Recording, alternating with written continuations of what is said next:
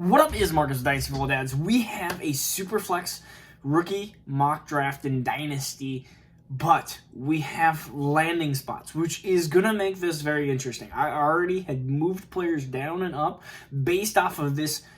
They did a 7-round mock draft, and it is the website, let's see, drafttek.com. They did 4 rounds. We have some players that went way down the boards and way up the boards, and this is based off of some of the draft capital, and I'll explain why some of these big movers and big fallers happened. It happens. It happens to like Kenneth Gainwell, Amon-Ra St. Brown. They move down because of some of the draft capital issues, and then some players move up, like Kadarius Toney getting that first-round draft capital. Of course, you got to move some of these players, and some of these landing spots are pretty horrible landing spots, and some of these landing spots are like ideal situations. So let's just get right into it.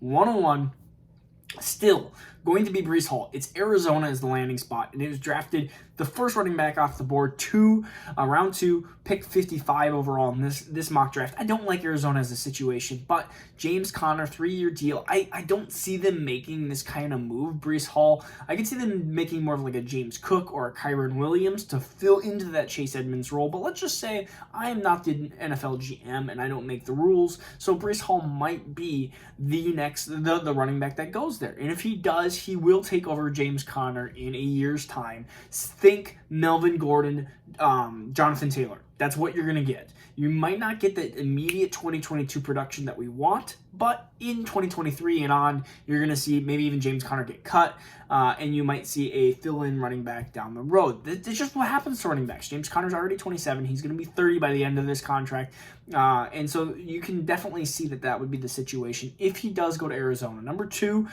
this is a little bit of a jump up, but Kenneth Walker goes from 3 to 2. He goes to Houston.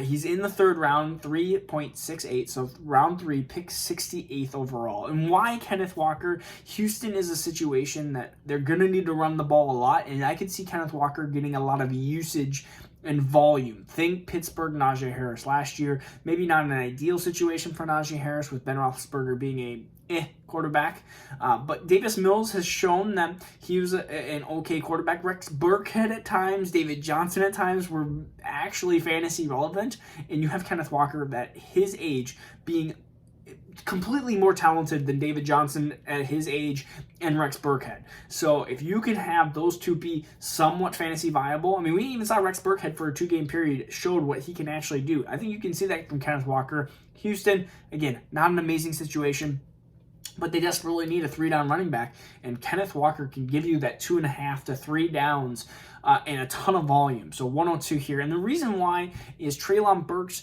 moving down to the 103 spot in this draft. He goes to Buffalo, 1.25, and the biggest thing is he's not going to be the alpha there. He's going to be the beta to Stephon Diggs, and so that gives me a little bit of a hesitation. People might say, well, Gabriel Davis. Well, what did Gabriel Davis do besides the one great game? Not much, and so they still have Gabriel Davis too. So Gabriel Davis is going to eat into some of the Treylon Burks, and really it's a situation I don't want a wide receiver to go to, but I do think a wide receiver will go to Buffalo within the first 2 rounds. I'd rather have like a Jahan Dotson or Wan'Dale Robinson or even a Sky Moore. I'd rather have one of those receivers, a different type of wide receiver, go to Buffalo. But I mean, what Treylon Burks can do is he has a ton of run after catch, and he can definitely fly down the field. So you can see these deep balls that Josh Allen could definitely get to him. And that is a very appetizing spot. It's one of those that Treylon Burks is hard to gauge. And it depends on, so situations, again, they're very fluid. I mean, Stephon Diggs could be gone in 2 years, and all of a sudden you have Treylon Burks with a 27-year-old Josh Allen, 28-year-old Josh Allen for a huge long period of his career, and it could be end up being an amazing situation. But right now, 103. 104, Garrett Wilson going to the Jets. And this is a situation that I didn't care for either because they have Elijah Moore. And Elijah Moore is a really, really, really, really good wide receiver. In fact, if you told me Elijah Moore versus any of these wide receivers, I would take Elijah Moore based off of what I saw last year. So what is he worth in Dynasty? Elijah Moore is worth a top 3 pick. And Elijah Moore, I mean, I thought that you saw the top 8 potential in wide receiver of Elijah Moore last year. He just was overshadowed by Waddle and Jamar Chase. Like those type of players kind of really overshadowed what Elijah Moore did. But Garrett Wilson, Jets. Zach Wilson's there. As long as Zach Wilson can actually perform, this is based off of if Zach Wilson can be a good quarterback, a higher than Baker Mayfield type of quarterback, Garrett Wilson will be fine being the second wide receiver and being a Terry McLaurin type of wide receiver at the next level. So 104 is where I have him. And then one of the biggest jumps that we have is Malik Willis. I could easily see this situation. Pick number 6. The Carolina Panthers are going to be on the clock. And if they choose Malik Willis is going to be he's my favorite quarterback. And I've told you guys this for the last 2 months, that Malik Willis, my quarterback one. And I saw like really no one have him as quarterback 1. In fact, a lot of people had him at quarterback like 4 or 5 behind Corral and Howell and even Ridder and Pickett. Like he was 4 or 5 down the road, and now everyone saw that arm talent at the NFL Draft Combine and they go, whoa. And it's all about potential. I think a lot of these quarterbacks are Baker Mayfield or less talented. Baker Mayfield being like fantasy-wise, they're quarterback 2s, probably quarterback 3s. They're Jared Goffs. They're quarterbacks that are not going to be probably super successful at the next level.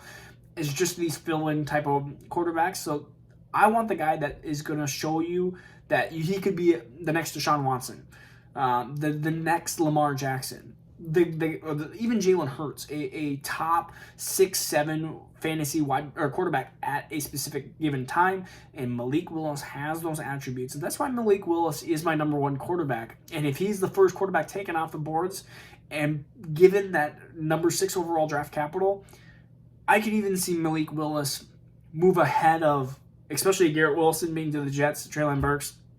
In this situation, he can move all the way up into a top 3 pick. Which is slightly scary because he has a ton of bust potential. But gosh, it is so tempting. 106 here is going to be Drake London, and he goes to Houston. Again, you've seen some flashes in Davis Mills, so we hope that Drake London really kind of hones into that alpha type of wide receiver with Davis Mills. And maybe they go after a quarterback too. Maybe they end up going, they didn't get Baker, but they have a bunch of picks. So maybe if it's not this year, they are a candidate for Bryce Young next year, or they have a top pick for next year. And 2023 class has a couple quarterbacks that we do like. So maybe Drake London's situation is poor in 2022, but situations change like that. And all of a sudden, maybe they have a top rookie quarterback in 2023.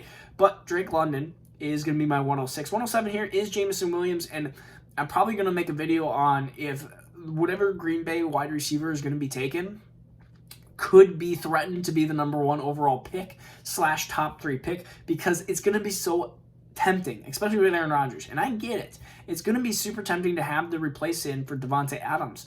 Jameson Williams at 107 could easily be a ginormous steal here if he goes to Green Bay. He might be gone for the majority of 2022, but you're going to have Aaron Rodgers for at least 2 more years. So you have Aaron Rodgers with Jameson Williams for 2 more years.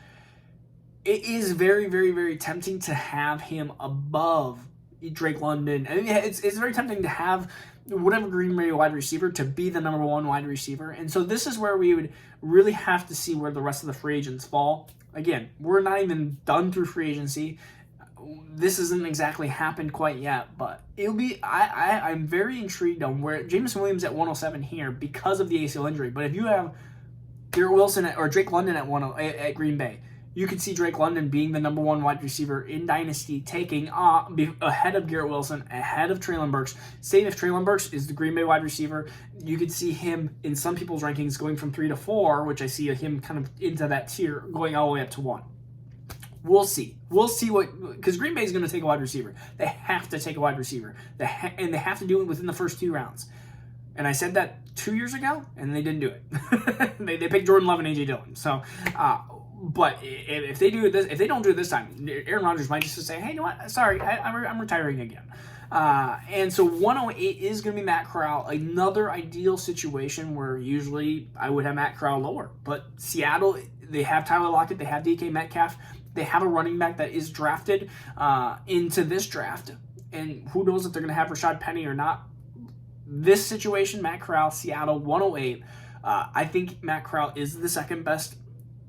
Second or he's him and Desmond Ridder are really, really close, and so I'm going to pick him because he has that 109 draft capital, where Desmond Ridder has he was a second-round pick in this mock draft, picked 33 picks after Matt Corral. So I like Matt Corral, the Golden Corral. I like him at pick 8 here. Pick 9, excuse me, my sinuses have been meh. Oh, we talked about Desmond Ridder. We were going to pick him because he is going to be an Indianapolis Colt in this situation. Kind of a confusing pick because why did they not? Do they not have Jordan Love, or did they not get Jimmy Garoppolo, or did they not get Baker? Did they not get one of those quarterbacks? If not, if Desmond Ridder is the starter on day one, which could happen, he's one of the most athletic quarterbacks, and he's a wide receiver. Basically athleticism in a quarterback's body. So we like that. We know that he's super inconsistent in Cincinnati, but that doesn't really matter because we want fantasy football production. And I think a lot of Jalen Hurts with both. I mean, you talk about Malik Willis and Desmond Ridder. We talk about those two players are very, very boom or bust. You just have to understand that might happen, and that's okay. We are okay with that because the other quarterbacks like Kenny Pickett and Sam Howell and even Matt Corral a little bit, they just don't, especially Kenny Pickett, he just doesn't have the mobility that we want in a quarterback at that next level. So really you're looking at potentially Mac Jones. At the high level, Mac Jones. At the low level, you're looking at just a statue that's in the back that is already older than most of the other quarterbacks. All right, 110.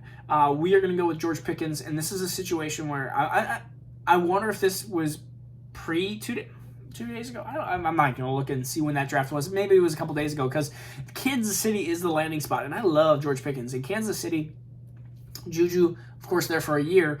George Pickens might be